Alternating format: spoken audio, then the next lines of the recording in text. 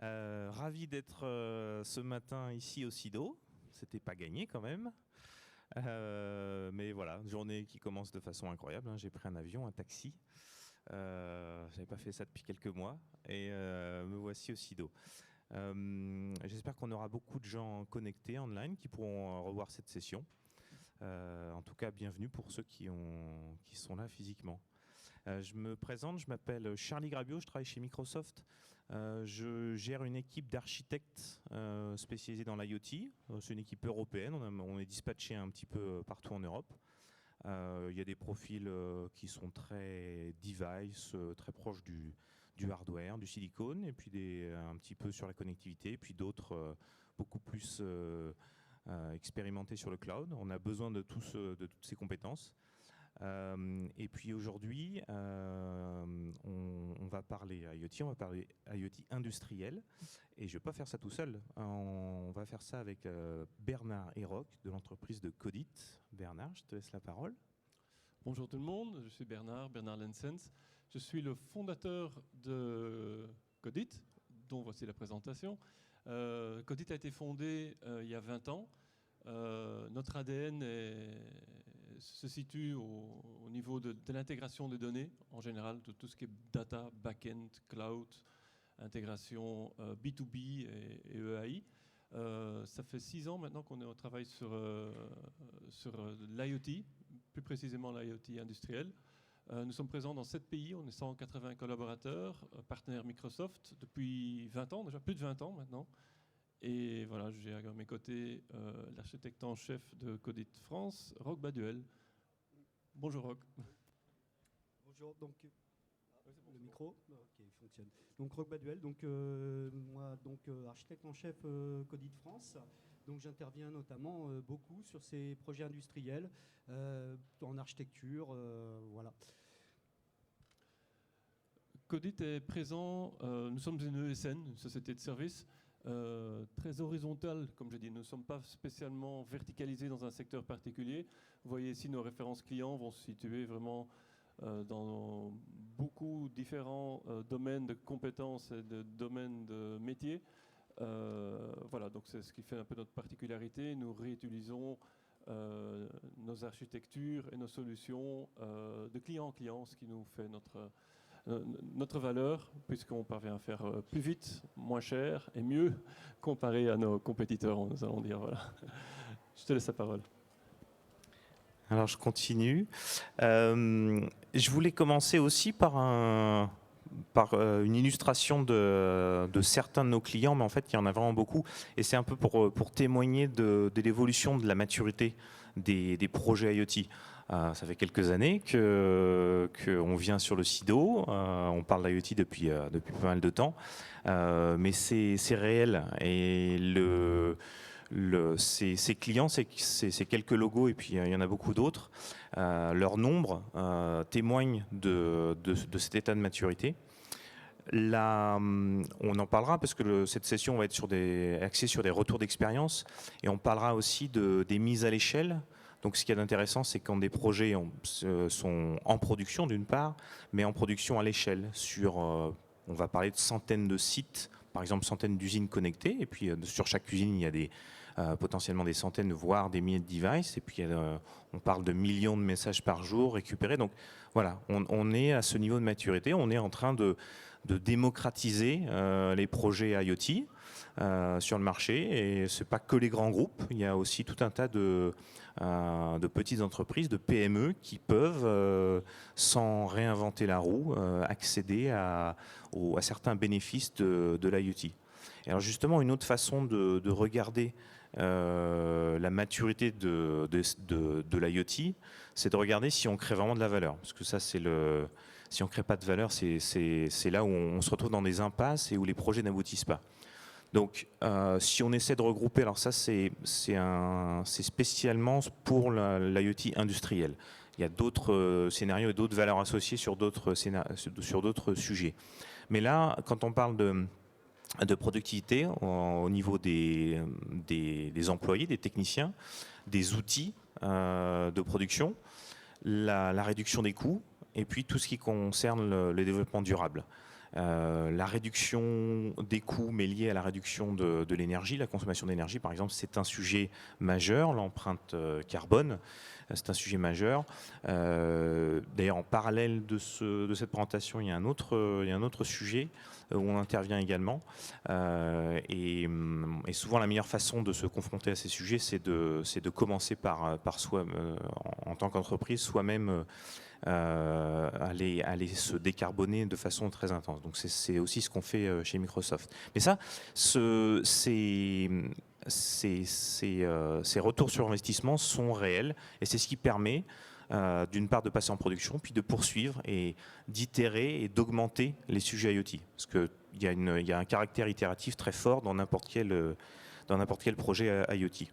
Alors justement, quand on regarde un petit peu l'ensemble des projets, que ce soit pour nous en tant que fournisseurs de plateformes ou des intégrateurs, c'est important d'industrialiser l'approche d'un projet. Parce que s'il faut tout recommencer à chaque fois, on dépense beaucoup trop d'argent, on n'est pas suffisamment pertinent et rapide sur le sujet. Et donc on va distinguer différentes phases, différentes grandes phases. Et chaque entreprise va potentiellement, quand on les rencontre, va être à des niveaux différents. Donc la première des étapes, c'est de comprendre ce qu'on est capable de réaliser. On parle souvent de transformation digitale, mais ce n'est pas du tout qu'un aspect technique. Hein. Ça ne concerne pas que les outils de production. Il y a tous les techniciens ou toutes les forces de vente. C'est un ensemble de composantes qui vont en faire un succès ou pas. L'adoption se mesure à travers différents axes. Et donc, que l'on soit au tout début où on cherche simplement, ne serait-ce qu'à identifier les sources de données qui pourraient être pertinentes. Ensuite, on va chercher à les connecter. Et puis, on va commencer à voir des choses. Même d'ailleurs, ces étapes-là, quand bien même on soit dans un état très avancé, on y reviendra si on ajoute des données. Donc c'est encore une fois, faut voir ça comme avec un caractère très, très itératif. Et puis quand on commence à voir quelque chose, on va pouvoir se permettre d'analyser un peu plus finement, en tirer des tendances, des patterns. Voilà, commencer à lever des alertes. Pourquoi pas essayer de prédire un petit peu, ou en tout cas anticiper sur certaines choses. Et donc c'est là où on va essayer de construire des algorithmes dont la pertinence, la précision vont augmenter au fil du temps. Et puis lorsqu'on aura quelque chose de suffisamment pertinent, on va pouvoir poursuivre la boucle et faire des actions sur les choses qui étaient connectées. Et après, on ira donc à automatiser cette boucle de contrôle, voire carrément suivre de A à Z un produit, donc le connecter, mais même dans les composants de ce produit au départ. Donc l'ensemble des composants, c'est aussi l'évolution on commence à connecter des assets, et puis ces assets sont des sous-systèmes d'un système un peu plus grand. Donc après, on commence à connecter des environnements. Et puis après, on s'attaque à des choses comme des sujets de smart city, etc. Mais on ne peut pas commencer par la fin. Hein. Il y a vraiment différents stades à suivre. Et d'aller trop vite peut être contre-productif. Voilà, donc ça c'est la façon dont on voit le marché. Oui, tu voulais intervenir. Oui, je voulais dire en fait, ce que Charlie dit est tout à fait pertinent parce qu'en fait sur l'ensemble des projets qu'on a réalisés, la première chose qu'on nous demande généralement c'est de se connecter à des appareils. Alors ça peut être des serveurs au PCUA, ça peut être beaucoup de choses, du Profinet ou d'autres protocoles, de se connecter et de récupérer l'information, de la remonter. Alors sur certains projets, on demande simplement de stocker la donnée pour l'exploiter plus tard. Mais souvent, il y a déjà une volonté de faire du reporting, d'avoir du monitoring.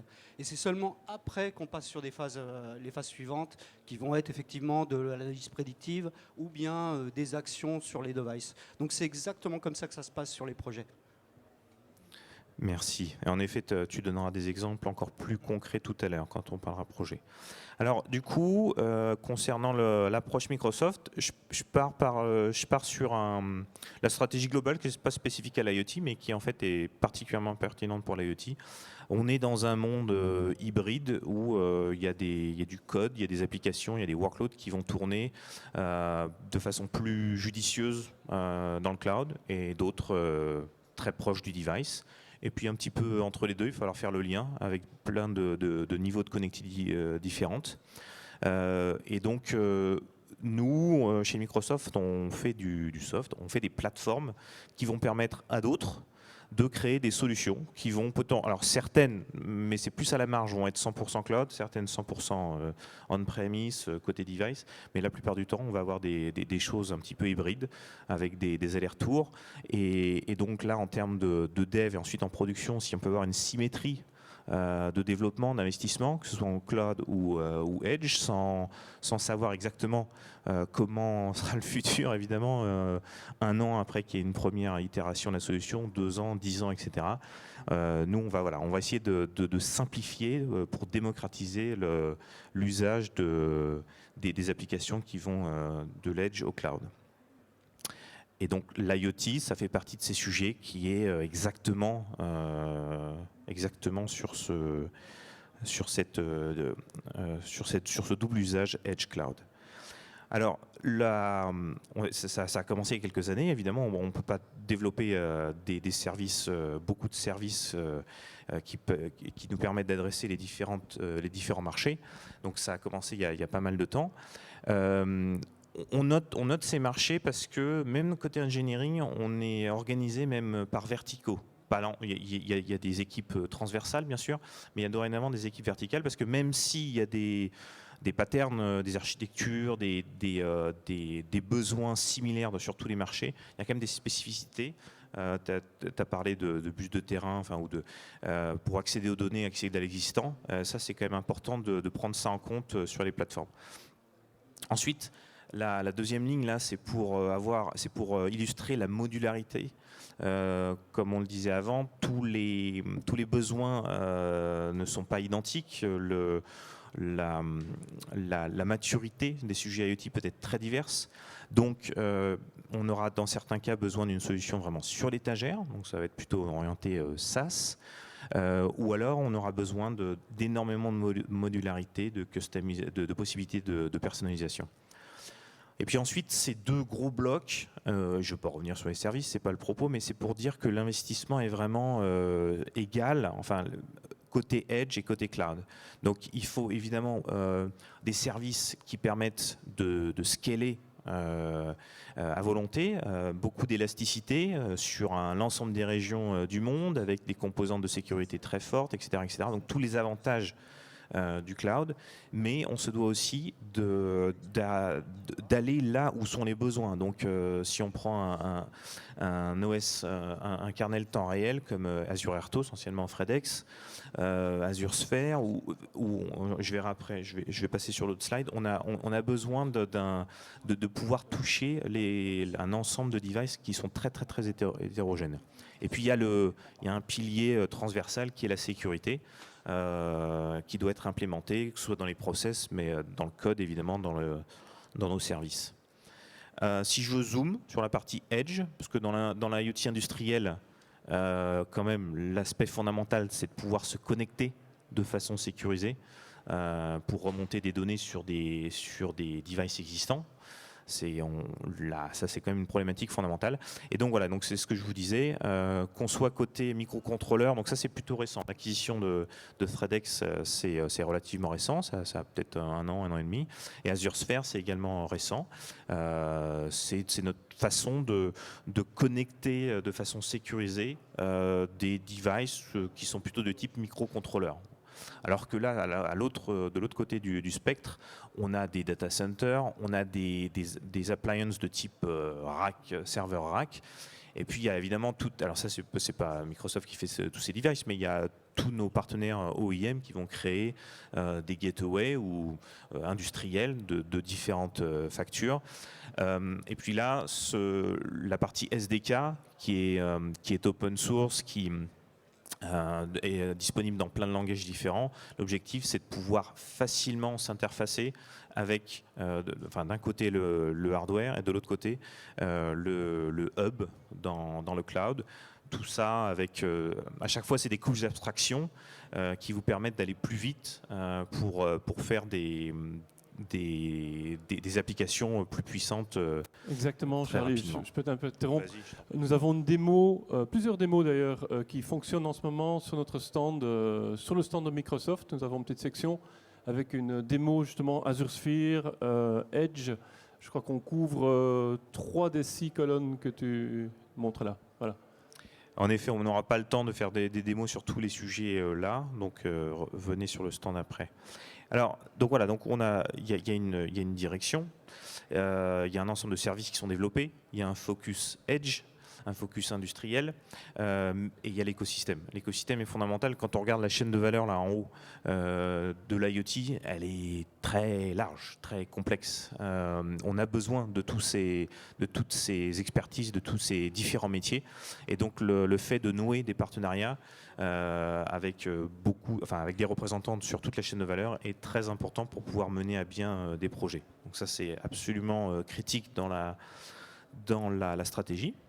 Un petit mot sur la façon dont des organismes de type Forrester ou IDC nous voient sur la partie industrielle. Là, j'ai juste pris le focus industriel.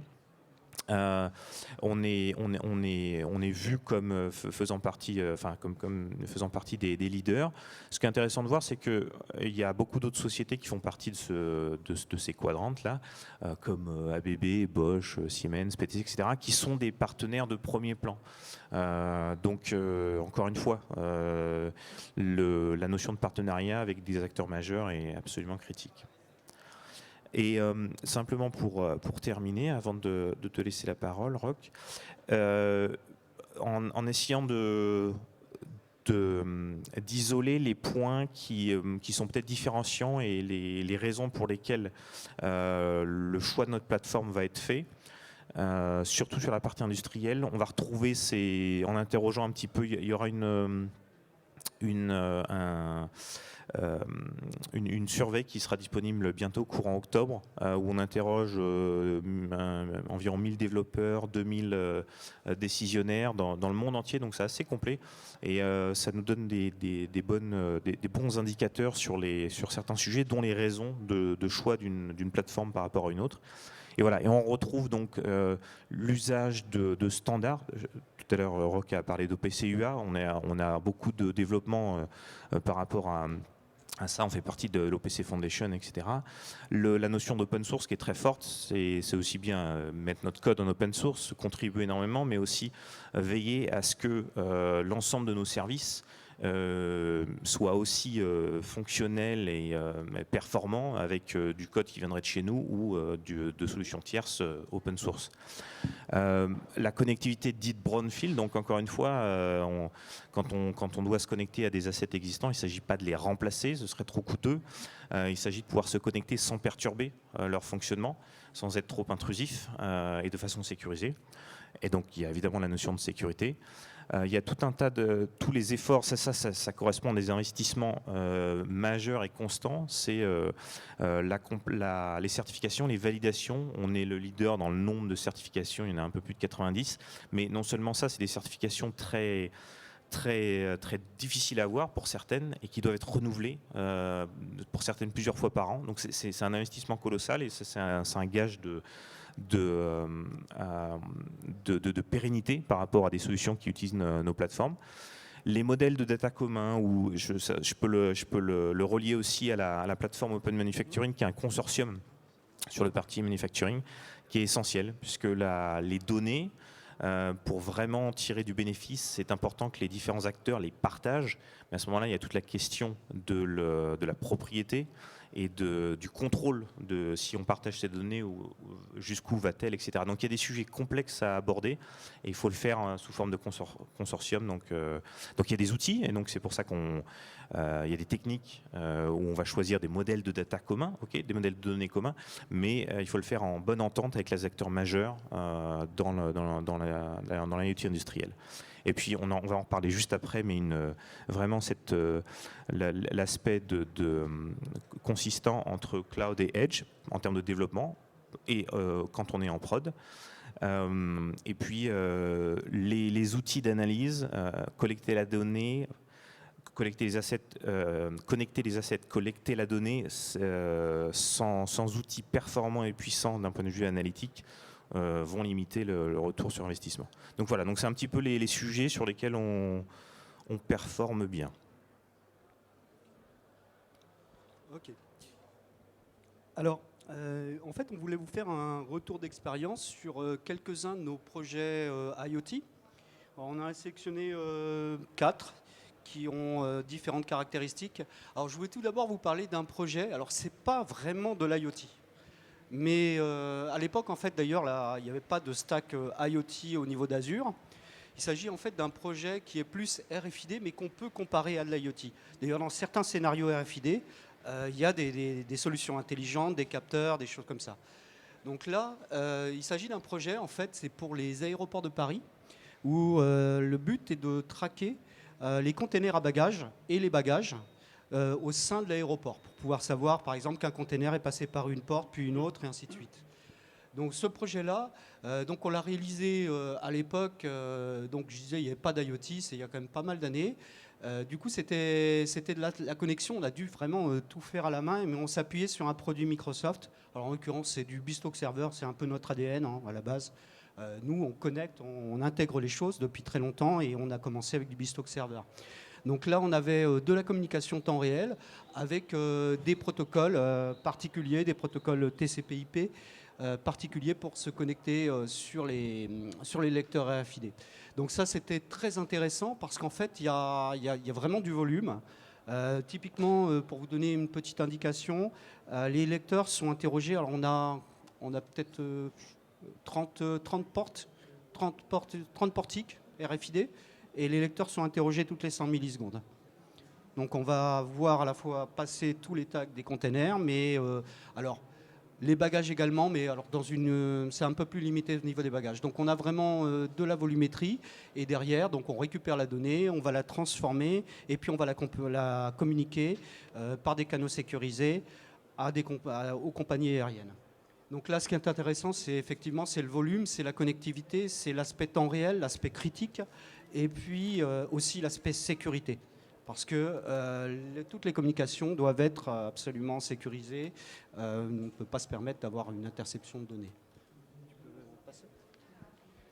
Alors ça, c'est un second projet. Donc c'est un projet qu'on a fait pour Schneider. Donc là, c'est vraiment un projet IoT. Donc c'était, on va dire, dans les débuts, dans les premiers projets qu'on a fait sur l'IoT. Alors, il s'agissait en fait de contrôleurs de moteur. Je ne sais pas si vous avez déjà entendu parler du contrôleur de moteur de la gamme Altivar.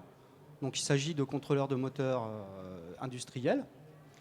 Et le but était pour Schneider en fait d'offrir des services supplémentaires.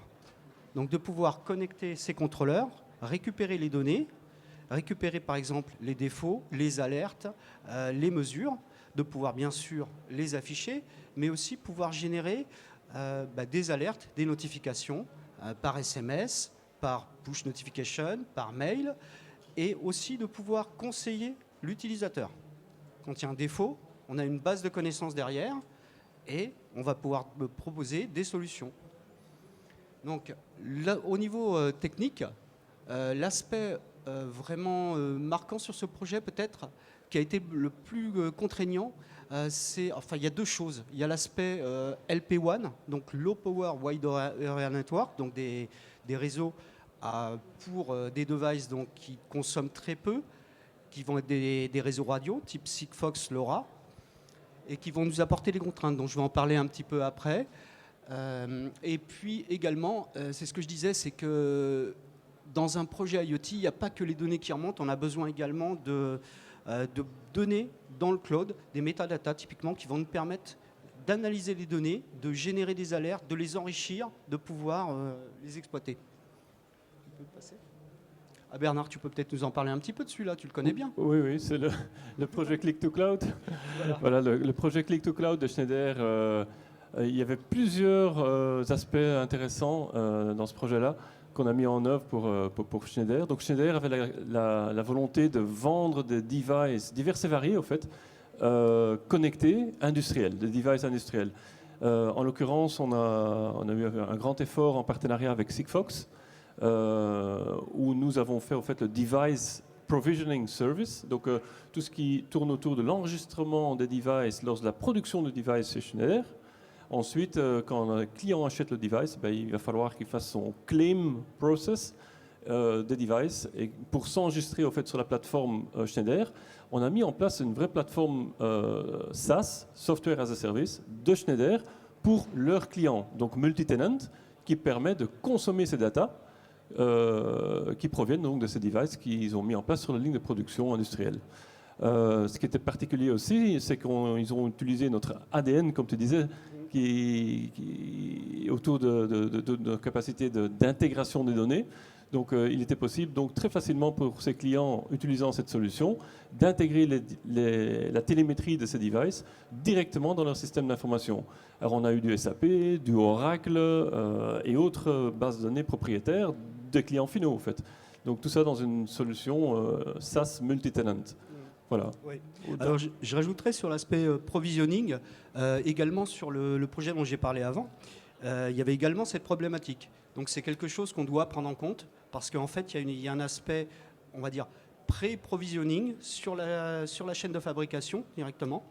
Et ensuite il faut que l'activation du device soit quelque chose d'extrêmement simple.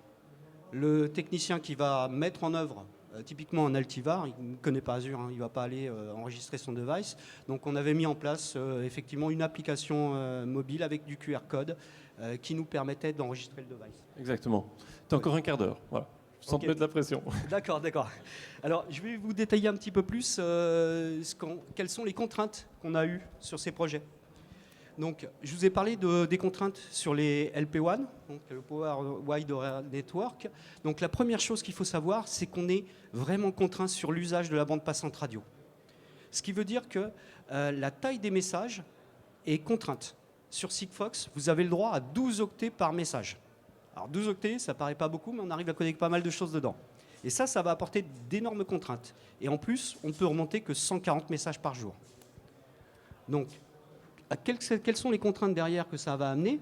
Ça va nous obliger d'abord, comme les données sont codées sur 12 octets, elles vont être un peu compressées, donc il faut être capable de les parser. Donc là, on a créé des parseurs génériques.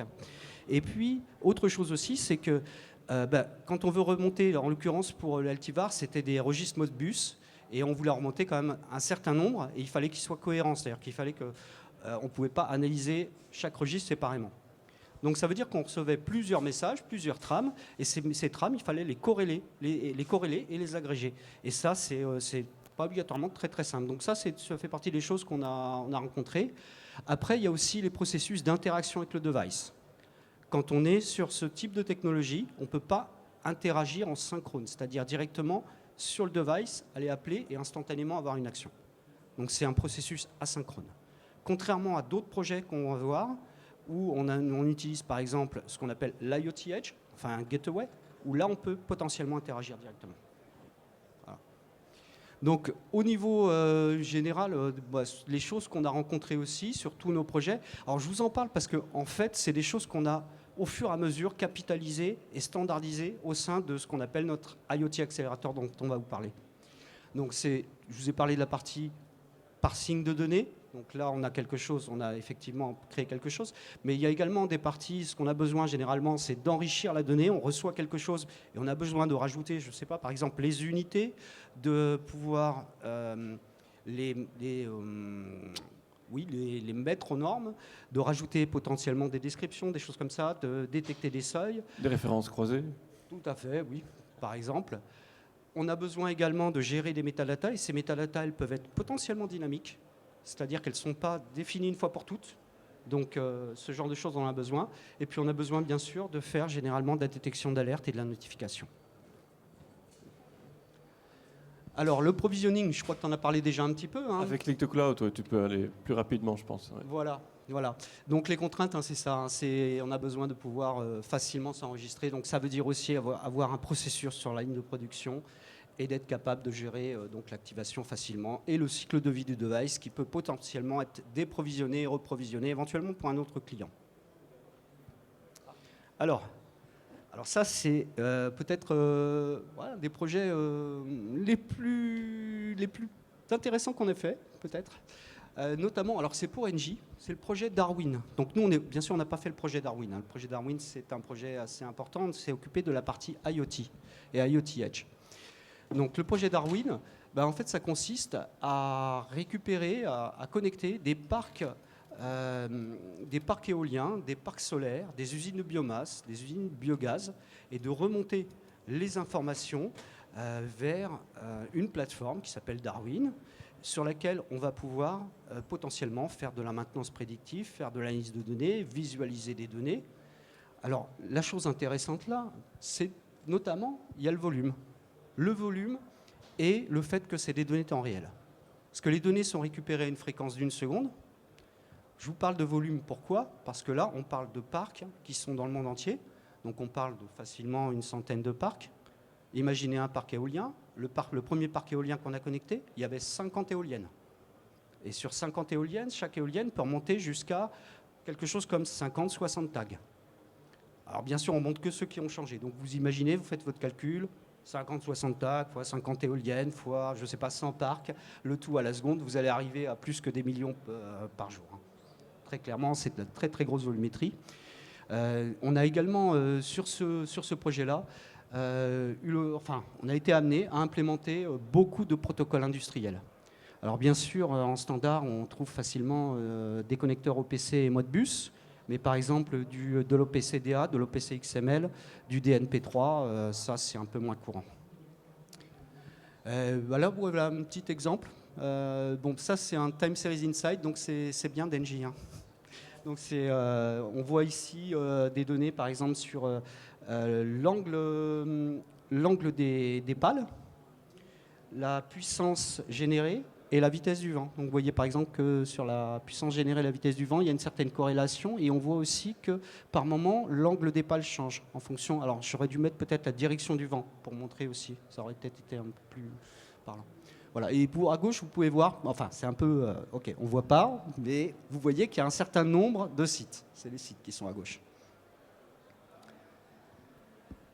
Voilà, donc les contraintes sur ce projet, c'est ce que j'ai énoncé, donc déjà le très gros volume, et d'autre part la gestion du stockage à chaud, on va dire stockage chaud, tiède, froid, l'archivage. Également, ce qu'il faut savoir, c'est que les données à la seconde, elles sont utiles pour de l'analyse, pour les data scientists ou pour la visualisation, mais généralement, ce n'est pas celle qu'on traite. Donc on a besoin également de calculer des données agrégées. Des données agrégées sur quelques minutes pour pouvoir les exploiter. Donc on a été amené à faire ça. On a été amené à gérer le stockage parce que quand vous avez du volume, il ne s'agit pas simplement d'aller juste stocker dans un storage Azure ou dans une base SQL ou dans un Cosmos DB. Il y a également le format de stockage qui est important pour pouvoir être exploité. Et le mode déconnecté aussi, tu oublies. Oui. En cas de déconnexion, il n'y a aucun problème, on continue à tourner, on va dire, littéralement. Tout à fait. Alors justement, je t'interromps 2 secondes, je vais faire très vite, mais parce que tu en as besoin juste après. Vous avez utilisé Azure IoT Edge, qui est donc un runtime qui va tourner donc sur typiquement des gateways, qui permet au départ, je vais faire l'animation parce que c'est assez parlant, lorsqu'on crée du code côté cloud, en utilisant des services cloud, on va les containeriser. On va stocker les images dans un registry et ensuite on va pouvoir déployer de façon automatisée, on peut intégrer ça dans un pipeline CI/CD, etc. On va pouvoir déployer ça sur ces gateways. Donc ces petits bouts de code qui ont été créés dans le cloud, ça peut être des modèles de machine learning qui ont été entraînés, et ce qui est pertinent à faire dans le cloud, et on peut ensuite faire les inférences sur la partie Edge. On les déploie et ensuite c'est là où ça tourne en local et comme le disait Bernard, potentiellement en mode déconnecté. Donc voilà, je voulais juste. On a interrompre 2-3 ça. gateways en démo ici sur le stand Ouais. qui fonctionnent, Parfait. installés et qui fonctionnent. Ouais, d'ailleurs, on a une démo entièrement déconnectée en IoT Edge, si vous voulez aller voir, avec du computer vision. C'est voilà, petit exemple assez fun avec des bières. Voilà. Ok. Donc sur cette partie IoT Edge, ce qu'il faut savoir, c'est qu'il y a quand même tout un tas de problématiques à adresser qui ne sont pas négligeables. La première chose, c'est la sécurité. Généralement, sur des devices qui sont donc, sur le Edge et dans le domaine industriel, on va être connecté à un réseau industriel et on a également besoin, potentiellement, si on veut remonter vers une solution cloud, on va avoir besoin d'une connexion Internet. Donc, il y a tout cet aspect sécurité qu'il faut gérer. Il y a également des notions de certificats, donc à mettre à jour, à déployer. Voilà, la gestion de ça. Également, vous imaginez bien que sur des solutions de ce type-là, dans certains cas, la disponibilité de l'Edge est vraiment importante. Alors, il n'y a pas que la disponibilité, il y a également la gestion de la charge. C'est le cas, par exemple, si on gère des parcs éoliens ou des choses comme ça. Donc là, nous, sur certaines solutions, on a été amené à mettre en place donc, des solutions de haute disponibilité, notamment au travers de Kubernetes. Voilà. Après, d'autres contraintes qu'on ne prévoit pas au départ, c'est par exemple quand on doit accéder à du matériel. Quand vous devez accéder à du matériel depuis l'Edge, ce n'est pas obligatoirement simple. Et là, il faut l'anticiper parce que ça va avoir un impact sur l'OS qu'on utilise, l'OS host, et puis l'OS qui est dans les modules. Parce qu'en fait, les modules sont des modules Docker. Ouais. Ok. On passe à l'accélérateur. Voilà. Ouais, je pense que c'est plus simple. simple. On n'a plus que 5 minutes, donc. Ouais. Voilà. Ah oui, Donc l'IoT Accelerator, c'est quoi? En fait, toutes les problématiques que Roc nous a énumérées il y a quelques minutes, il est humble, mais il les a implémentées de façon intelligente. Je m'explique. Nos solutions ont été implémentées de façon très générique et en partenariat avec nos clients. Roc a su packager, si on peut dire, ces solutions génériques sous forme de code source réutilisable, en fait.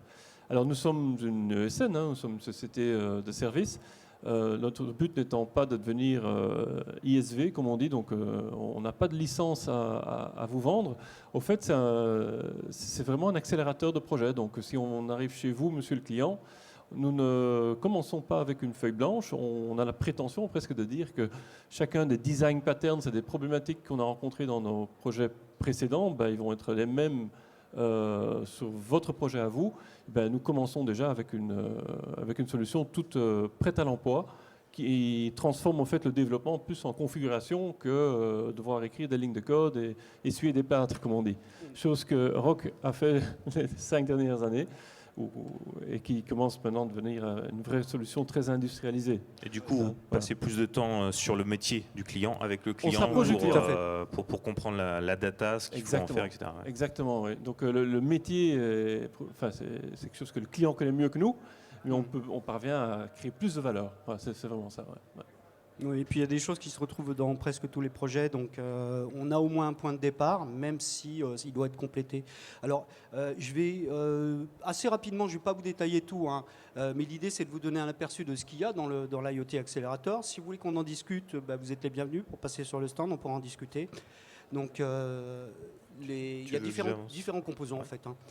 Il y a une partie API, donc on a déjà des API qui peuvent être déployés et complétés, et on a également des modèles qui permettent de décrire les données additionnelles, les métadatas et les données du device.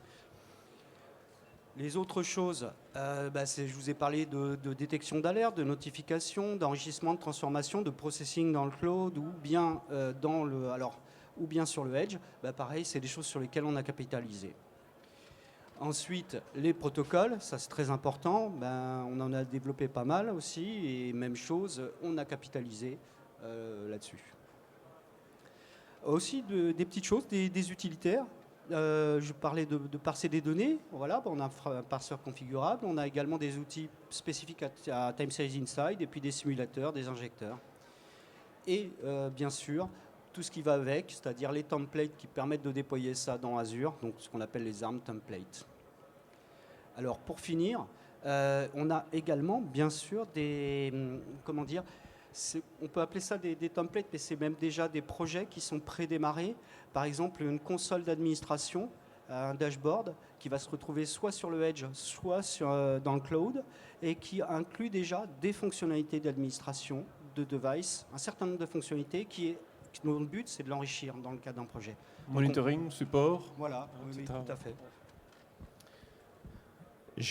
On va basculer sur la démo.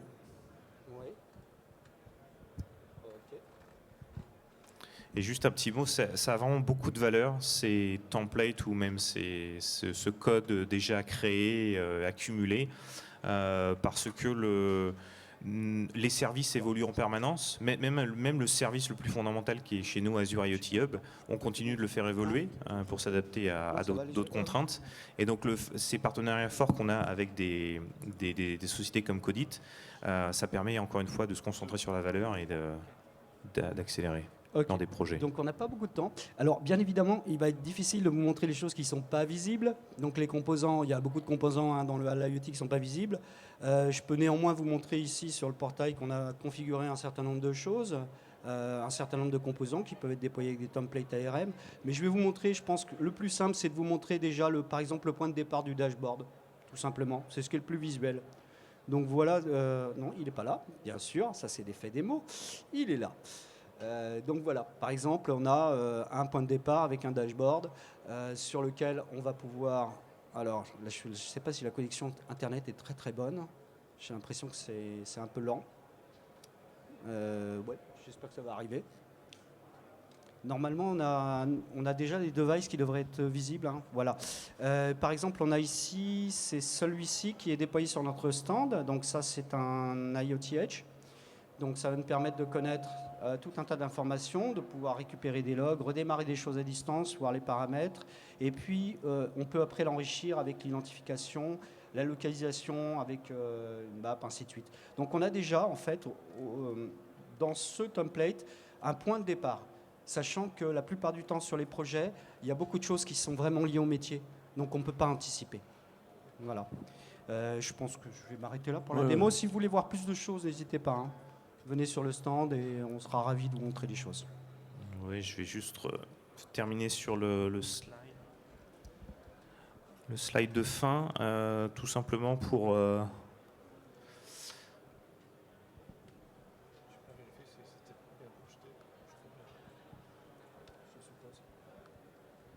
Tout simplement pour rappeler le stand W108 où vous pouvez aller voir ces démos. Et puis on a rajouté quand même les liens concernant toute la formation, parce qu'il y a énormément de technologies concernées, et donc on enrichit en permanence les formations online sur l'ensemble des sujets. C'est très très très riche. Et puis Codit a également des offres avec leur Kickstart. Merci beaucoup. Je crois qu'on est arrivé pile poil à l'heure. Je ne sais pas s'il y a des questions. Peut-être est-ce qu'on a un petit peu de temps pour des questions? Oui.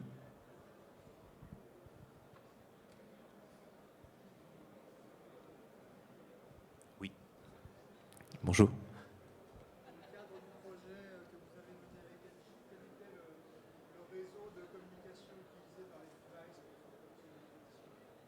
Alors, pour la remontée de l'information, là, le canal était obligatoirement via Internet, bien qu'on était... tout le reste de la communication est sur un réseau privé, mais pour la remontée de l'information, c'était une connexion Internet. Tout simplement, on n'avait pas encore de endpoint privé pour l'IoT Hub. Mais dans l'avenir, je pense que ce sera quelque chose qui sera mis en œuvre.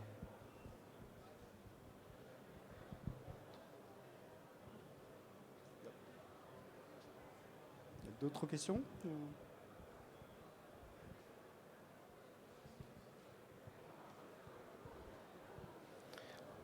S'il n'y a pas d'autres questions, merci beaucoup de votre attention et on peut se retrouver pour des conversations plus poussées sur les projets sur notre stand. Merci à tous.